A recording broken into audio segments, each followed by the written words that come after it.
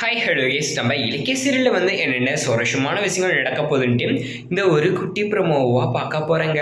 என்னென்ன சுவாரஸ்யமான விஷயங்கள் நடக்க போகுதுன்னுடாக்கா இப்போ தான் நம்ம அஞ்சலி மாட்டுவான்னு சொல்லி நாம் என்ன பண்ணிகிட்ருக்கோம், தலையில் துண்டை தான் மாட்டிகிட்டு இருக்கோமே தவிர இவன் மாட்டுற மாதிரி தெரியல. சரி, என்ன நடக்குது, என்ன நடந்துட்டுருக்கா அப்படின்றத பார்க்குறதுக்கு முன்னாடி நம்ம சேனலுக்கு இப்போ தான் முதல் முறை வந்தீங்கன்னா மறக்காமல் நம்ம சேனலை சப்ஸ்கிரைப் பண்ணிக்கோங்க. வாங்க வீடியோக்குள்ளே போயிடலாம்.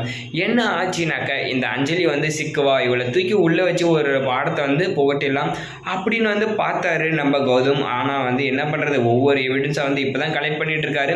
இதுக்கப்புறம் இந்த அஞ்சலியோட ஆட்டம் எல்லாமே முடிஞ்சிடும் அப்படின்னு கூட சொல்லலாம். இப்போ ஒரு பக்கம் பார்த்தனாக்கா இந்த கௌதம் என்ன பண்ணுறாருனாக்கா, இந்த இளநீ கடைக்காரன் கிழவனை எப்படியாவது பிடிக்கணும்னு சொல்லிட்டு ஒரு பக்கம் பாடுபட்டுருக்காரு. இன்னொரு பக்கம் நம்ம இலக்கியாவுக்கு எந்த ஒரு பிரச்சனையும் வராமல் பார்த்துட்டு இருக்காரு.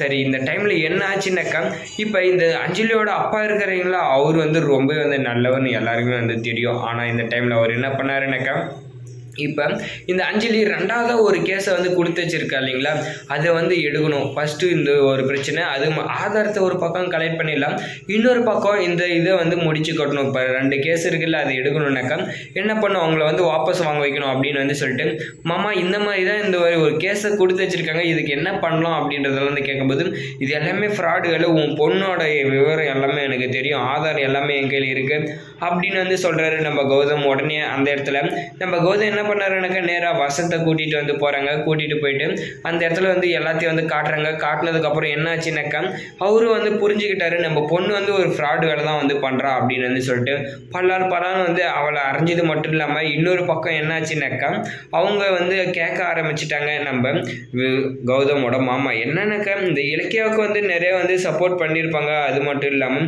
இன்னொரு பக்கம் பார்த்தனாக்கா, அந்த அஞ்சலியோட அப்பா என்ன பண்ணாரு, இவருக்கு சப்போர்ட் தான் பண்ணிட்டு இருந்தாரு.